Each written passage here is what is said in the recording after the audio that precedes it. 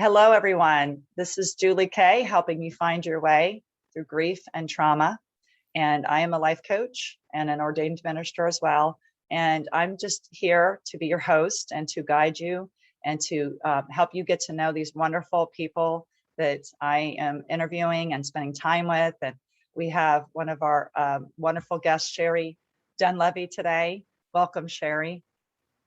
Hi, Julie. Thank you. Yes, I'm very grateful to have you, and I'm very grateful for what you're going to share today. It's one of the things that was strong on my heart to be shared in this summit. And that's every day we're going to be either talking about grief or trauma, just to let everyone know in case this is one of the first interviews. And what I want to do is speak to the person who is grieving, speak to the person who or was and is still processing through their grief, or the one who was traumatized and still needs to work through that and learn how to work through that.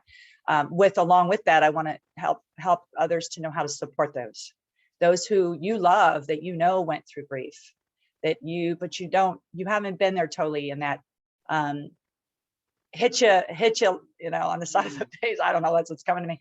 The one that just brought you into a dark place because they were so special to you, whether that's a friend or a family member or whatever that is, whoever they are.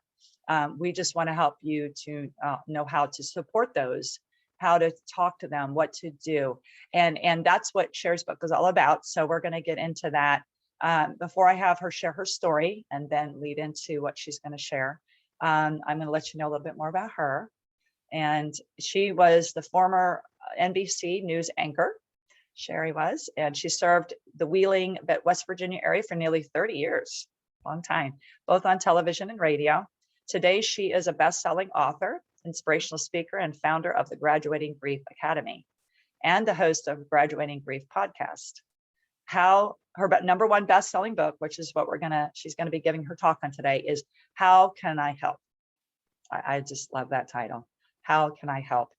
Was written to help people know exactly what to say and what to do when people that they love and care about are hurting. And again, we're specifically speaking to grief today. Sherie helps women to step out of the pain of their grief so that they can step into living with purpose, passion, and joy. And so I am so excited for her to share that. And, she feels called to this, and I'm very grateful for that, because I still am working through some of the things that she's talking about today. And so I'm looking forward to what she's going to share out of her book. And we do encourage you to get her book. It's right behind her, you can see on the screen. So, and we will let y'all know that. It should be in the email too, so you can see her title in the email. And we will talk about her free offer at the end as well. But please do share your story so we can get to know you, Sherie, and why you're doing what you're doing today. Well, thank you very much. And yes, you said you're still processing and going through. I am too. When I wrote this book, it was written as a bereaved mother. My husband and I lost our second son, Brandon, back in 1999. I was a television news anchor at the time. It was very public. It was a very difficult time for me and my family. And it was so funny because during that time, the people we thought would be there, some of them weren't, and the people we never thought would be there just showed up. So it was just crazy how that worked and how that unfolded. And recently, my father passed away. He died in May, and the same thing happened again. And I'm thinking, wow, my friends really should know what to do or say, because, gee, their friend wrote a book on this. Right? But grief, death scares the bejeebers out of a lot of people. And so what happened with me and my husband, basically, as I was saying, some of the people you thought would show up weren't there. And for my husband and I, it was three of our closest friends, like people that stood up for us at our wedding, close friends, right? And my one friend, after we lost Brandon, she called me, and I was expecting her to say, I've got a sitter for the kids, hang on, I'm coming, right? And I just wasn't expecting anything other than that. And what I heard instead was, I can't do this. I can't handle this. And I never heard from her until like 6 years later. And I got a phone call out of the blue, and it was just like, you've been on my mind. I've been wanting to see what's been going on. And I'm thinking, what? Like, we don't get to do this now. We don't get to do this now because I can't just be your in good times friend. I needed you, and you weren't there for me. And that got me, after we hung up after that phone call, it got me to thinking, oh, what was that about? Like, what would cause people at a time when you need them the most, Mm-hmm. And it doesn't matter. I mean, I know we're talking about, grief and death and loss, but I mean, it could be a divorce. It could be a cancer diagnosis. It could be because you have to quit your job because you have to take care of someone, an aging parent or a sick child or a spouse. It could be, any of those things.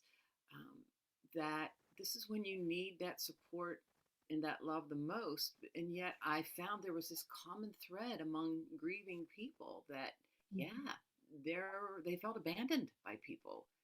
And some of them, the people that were closest to them. And so that is like a double gut punch. You're trying to keep your head above water when you're grieving, right? Right. And you're just trying to make sense of all of this. And the next thing you know, you look around for that support and it's not there. So let's fast forward to after that phone call. It's like, well, what was that about? And I really started thinking about it. And because 6 years was enough time for the anger to subside and the deep hurt to subside. Mm-hmm. And so the thought was able to come up as a observer of that, Mm-hmm. not as someone emotionally connected to it anymore, right? I understand. Yes. And so as I came up with that, I really thought about, God, why does this happen? And it was revealed to me. And like I'm saying, this is all from my perspective and how God has used me in wonderful ways, right? But I think it's boiled down to three things. The first one is it might hit too close to home. For example, I had lost a child. All of my friends were of my age, were of childbearing age, and they had children. And there is somehow this fear that runs through you. If it happened to her, I'm once removed from her. Oh my gosh, what if that would happen to me? Right? I have a lot of people that have had cancer diagnoses tell me that Mm. they feel like it's Right. contagious, and so they just stay away. Yeah. So the first one is it just hits too close to home and it scares you to death, and so you just run.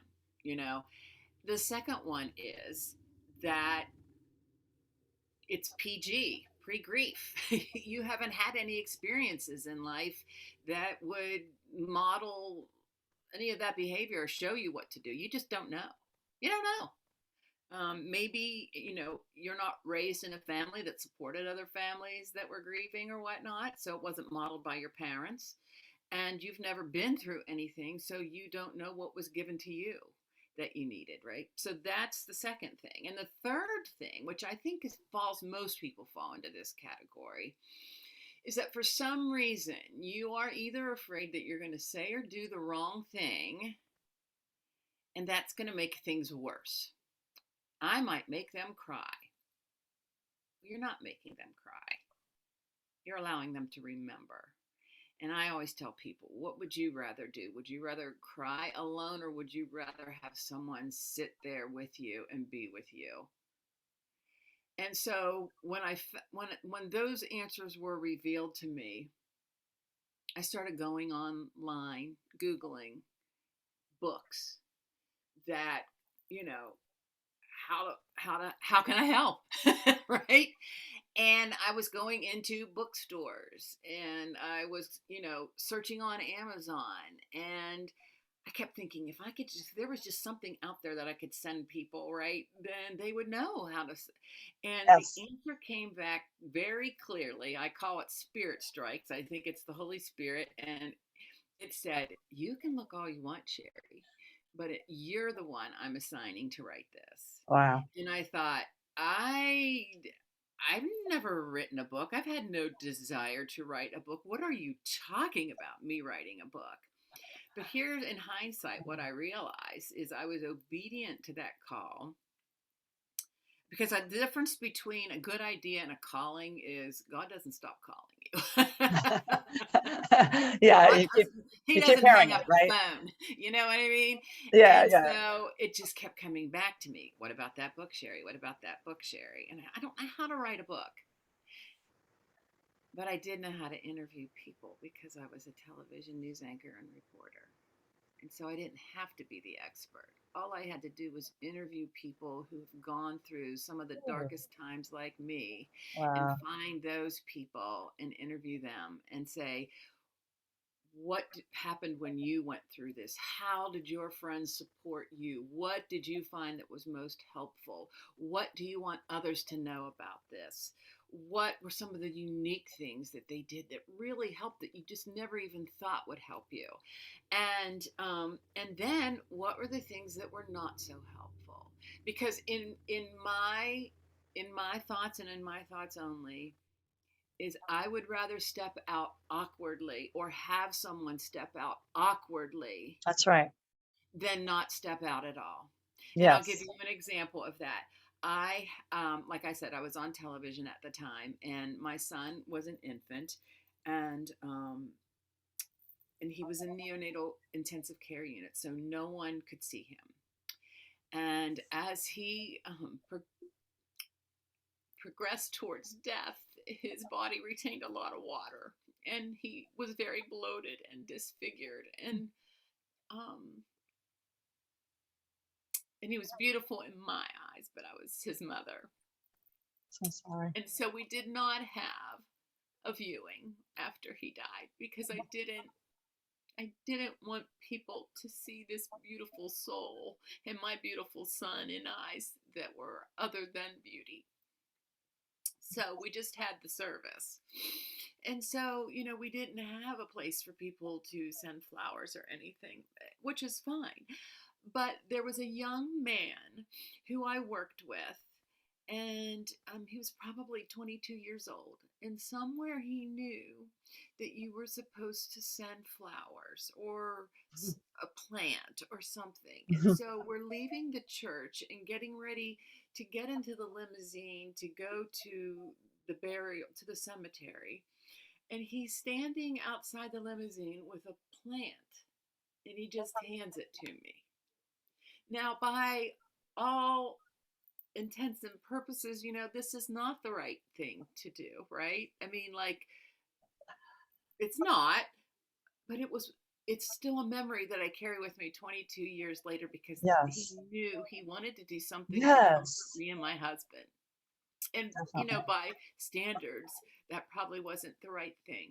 But that's what I'm saying. You can't do a wrong thing if you're stepping out in love. So That's right. that's my mantra, is step out in love. So Mhm. I interviewed all of these people who have gone through so many difficult chapters in life, most of them death. And I compiled those answers and I put them into a book. So this is a book that you can read, cover to cover. It's a very easy read. It's called How Can I Help? But the subtitle is Your Go-To Guide for Helping Loved Ones Through Life's Difficulties. This is a book that's meant to be opened and referred to over and over again, and underlined, and taking notes. And it's something that you should be reaching for at any time, because it can help you when you don't know what to do. And I will give you an example of why I think that might be important to you. Because literally a week before this book came out, my dad was diagnosed with what we thought was terminal lung cancer.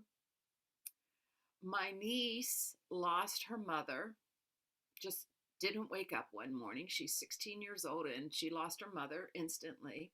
Wow. And I went into work, and a coworker revealed to me that her daughter was just diagnosed with what could be a fatal illness. And I was in shock from all three of those things. And I I was paralyzed in fear. I didn't want to lose my dad. I knew that there was nothing I could say to my niece that would ever bring back her mom. And I had a healthy son and who was thriving in college, and her daughter might not make it through college, right? And I'm like, I don't know what to do, and I don't know what to say to these people. And literally it was like God smacked me upside the head. He goes, you wrote a book about this, Sherie. See, because I think it's our fear that holds us back from stepping out in love. Yes. Because I thought there's nothing I can do that's going to make this better. But Mhm. it's not about us Right. making it better. It's Right. not about us making it better. It's about being there with support and love, because that is healing too. That's right.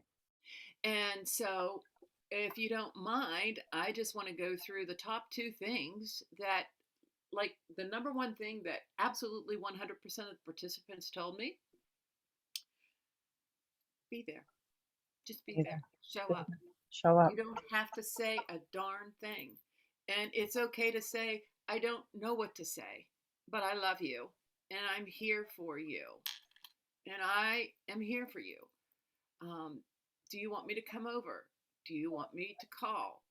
And what I've found recently is that the messages I love most, through my father's death, and I lost my dog earlier this year in January, and that was devastating to me. It was instantaneous shock, and he was my substitute baby, quite frankly. Wow. And the people who would send me voicemails or text messages: I love you. I'm here for you. I just want you to know that. I know things are crazy now. Do not respond to me. No need to respond to me. I just want you to know this. Mm. Oh, Ah, what a relief that I didn't have to call them back or whatever, you know? So right. now I make sure that I include that in when I reach out to my friends, to my loved ones.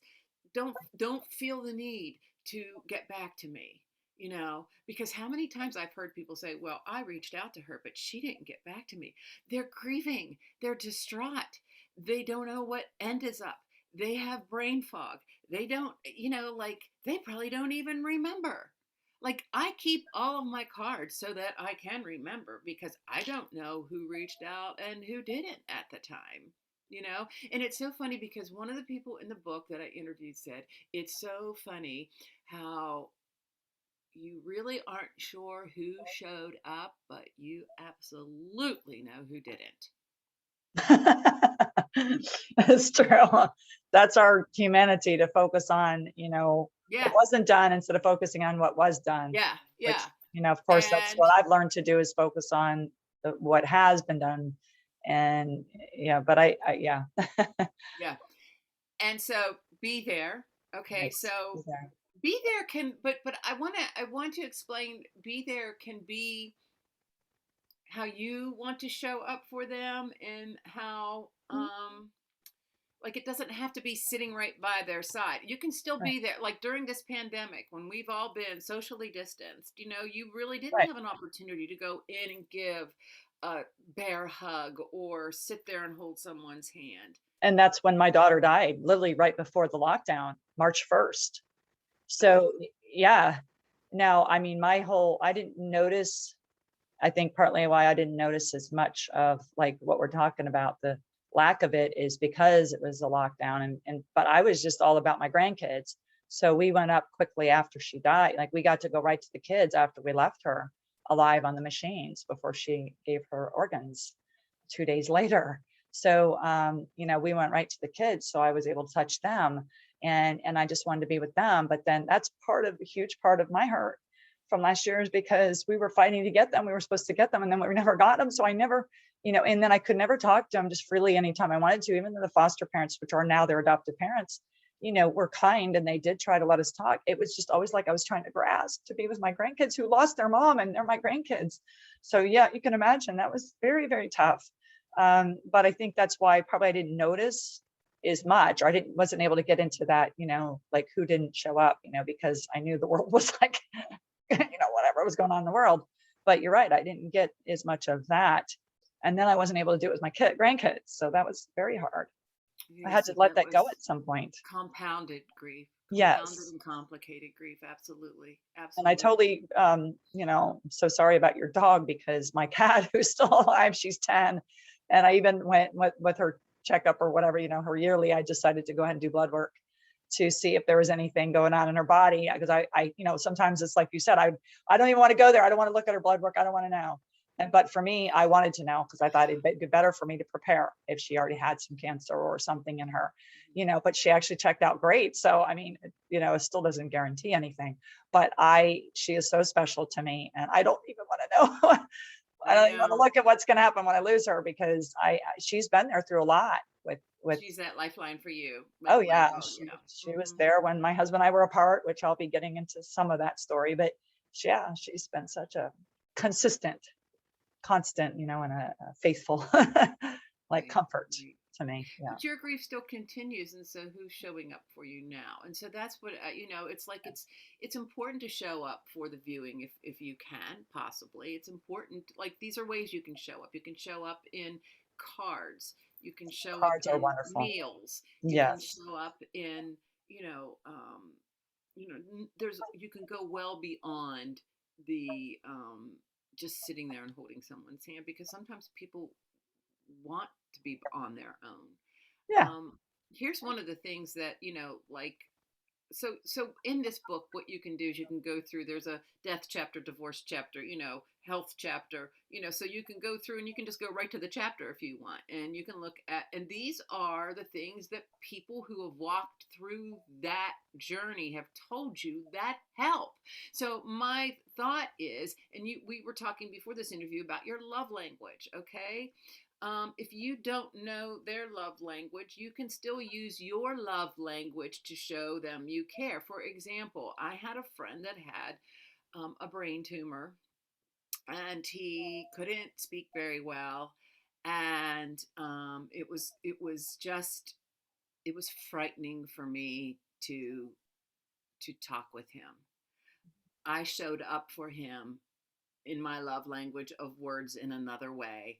I sent him a card every single week with a letter in it and a note in it, and just shared a memory from our childhood or from our college years or whatever. Mm-hmm. And one day the phone rang and it was him. Mm-hmm. And he could hardly speak, but he wanted to let me know how much that meant for him and that he Mm-hmm. felt my love and support for him. So Mm-hmm. you can show up for people without physically being there or Yes, being intrusive if you think you're being definitely. because a lot of people say, I don't, I want to give them time to process it. And I'm thinking, what?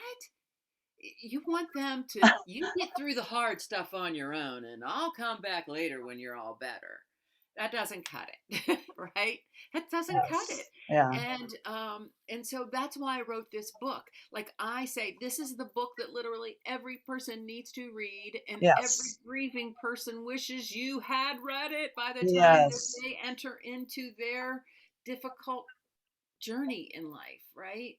And then, so then I would have a lot of people say, well, Sherie, I bought your book for my aunt who just lost her husband. And I'm like, well, really, this book is for you to Yeah. help There you go. Yeah, then a exactly. man, when I was speaking once, he said to me, Sherie, I wish you would quit saying that, because your book helped me in a way that, now listen, he said, it Mm. allowed me to accept and receive grief in Ah, others. gotcha. And so it Sure. could be a book for the griever, Sure. because sometimes I'm fine. I've got this. I can handle this. I don't need. And so it allowed you to be a generous receiver of Yeah, that to know you're love. not alone, because here's this, Mhm. Sherie that wrote this book, Yeah.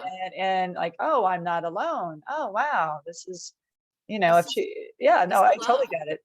So Yeah. that's why it's for everybody, because Yes. even if we're not there yet, where we've lost that closer loved one, where we're really going to feel it, and now we're going to identify with all the other grievers, we are preparing ourselves for that. And, Right. but also we're able to help others because we haven't been there yet. Right. And better know how to do it. And even if we have been there, still your book Yeah. clarifies things. It's like anything. We hear things once, it doesn't mean we totally get it or remember Right. it, Right. so yeah. Yeah. And so I go through, so then it comes up with like practical things. Like one lady said, one of the best things that people did for me is they brought over breakfast. I had guests coming in from out of town when my mother died, and we had casseroles and we had, fried chicken and we had all this stuff for dinner, but we didn't have anything for breakfast. And someone brought over muffins and bagels and coffee, and that was a wonderful thing. One of my talks, a lady said, it's not in the book, but she said, someone offered to go through her medical bills. They were piling up because she Oh just wow. didn't want to deal with that. And her Sure. friend was a medical coder and said, Wonderful. if so we all have something within Something to us that give, we can something we can give. offer, something Yeah. to give, right? To And show that we so, love, like you said, it yeah, doesn't have to be perfect. It's just that action of, I mean, right, even if the person reacts negatively, they don't mean that, because they're going to realize it later. Wow, at least they thought of, at least they reached out. right.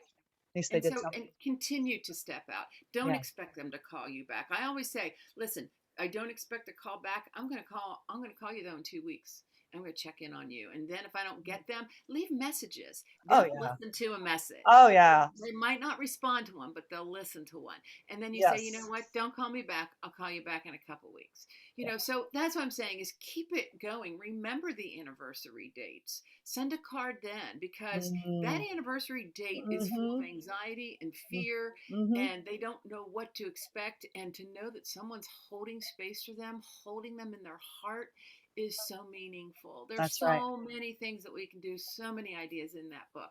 But there's also a chapter on things not so helpful. And just I want to just go through one phrase, and then Yes. I can pitch it back to you. But the one phrase that all of us, every single person has said at one time or another, if there's anything I can do, please let me know.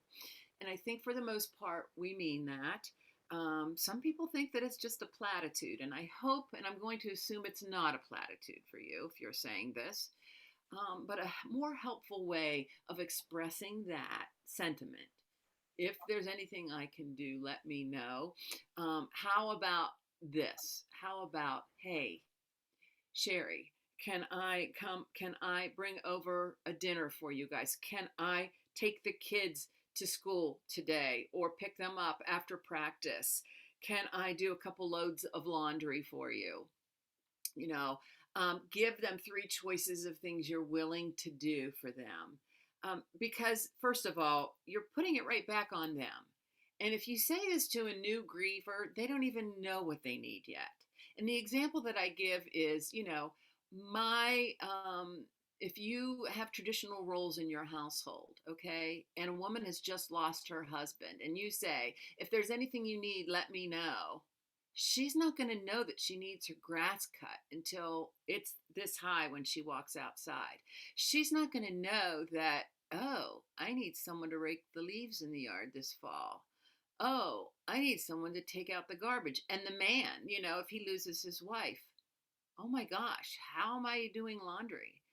How do I cook? And let's just face it, if you've had traditional roles, you don't know. So think outside the box a little bit of things you're willing to do. Like I always tell people, you'll never hear me say, can I come over and clean? you know, but I'll say, hey, can I call someone to come over and clean? Now that would actually be something I would offer, because that's one of my Yeah. fortes is cleaning. It's one of my Yeah. Yeah. physical gifts. So, but Right. yeah, exactly. We don't have to do what we can't, but we can still do something. And very, Right. very well said. And again, it's the effort, it's the thought, and not just the thought, but the actual doing something with that thought that Yes. counts, right? Intentions mean Intentions. nothing. Action means everything. And I always tell people it's not about you. So step out of your fear and step Mm. out in love. Amen. Step out of the fear, which is what's been so fostered in this last year in our world is fear. So, we all need to work on overcoming fear and not letting it rule us. It's human to have them. So we're not knocking the fact that we have them, But sometimes, again, just like in all things, we need to do it afraid if we really love. And the Bible, because I know we're both believers, and it says that perfect love casts out fear. So when we are afraid, I mean, we can go on and on about this, and we won't, but for time. But stop and think, why am I afraid? And go back to what you already shared. It could be that you're afraid it's going to happen to you, or you're afraid to do something wrong. It's like what we've talked about, or it could be something else that you don't even realize is triggering you for something from your past.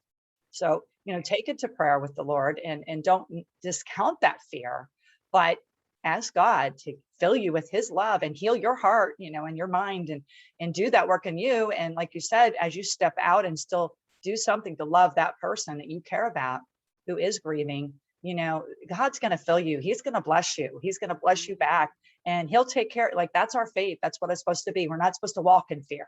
Identify your fears, but turn that fear into a prayer of faith, and step out in obedience, because God's going to meet you right there.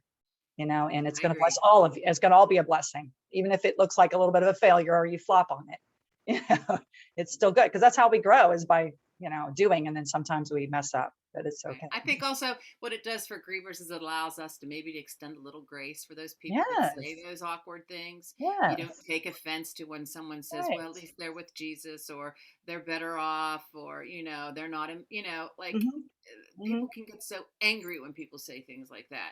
And so I think that, like, reading this book allows you to say, listen, they were just trying to do the best they can, and they stepped out. They didn't abandon you. That's right. So, I mean, yes, definitely. And I got your book. If you saw me, while she was talking, I went over and grabbed it. I felt to grab it ahead, but I got it right away. So I'm excited to read it and to share it, and probably buy more for other people too. And so I do encourage you all to get it for sure. And for yourself, preparation for the future. If maybe you're watching this and you have no identification, you're taking in what we're saying, but you don't totally identify with it yet. Get the book, because it will hit you. And it's like my pastor. He's a very positive, man, and the way he preaches in the general sense. And I very much respect him, that he'll still be real. Like, I'm sorry. Like, I remember years ago, he has a book called You Will Be Offended. And he would say, just plan on it. You're going to be offended sometime this year. In other words, get the book or get prepared, so that when you are, you don't just pick up and leave the church, or, quit on things because you're offended. So I really valued that. So I'm thinking of even how he's saying, life's going to get tough for y'all. And just the way, it's been this last year, we see it. And going forward, nothing is one fix all for our problems. And the world's not going to just get fixed. I hate to say it. So we need to prepare ourselves, because grief is always been a part of life. Death is a guarantee.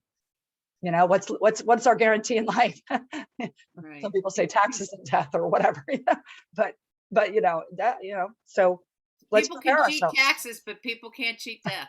There you go. Yeah. Right? So I always call people, if it hasn't happened in your life, you're PG, you're pre-grief, but it will happen.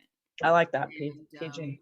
Yeah. So that's what I felt led to share that too, that because then again, we can't fix our whole world, but we can touch many lives if we want to, day by day. And each one of us making that impact is still bringing light and love and God's goodness into this world, instead of all darkness, because it's already dark. So think, we are being light. We are affecting, and that's all we can do, is what we can do. We're not supposed to shine, be a savior. We're not supposed to fix everything. We're supposed to just emulate God's love. That's his command to us, is to love, and to love him, and to love one another, and to love ourselves. So, that's his command.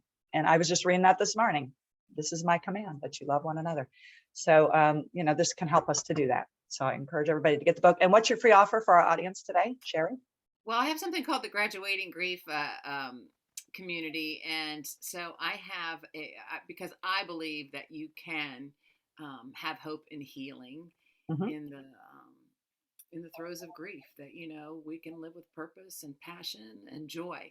And so I have a quiz that you can take. It's called at graduatinggrief.com. Take the quiz. And then if you take the quiz, you can get a free 30-minute coaching session with me. So just find out where you are on the path of your grief. Find out, are you ready to graduate from the pain and suffering of your grief? This quiz will show you where you are.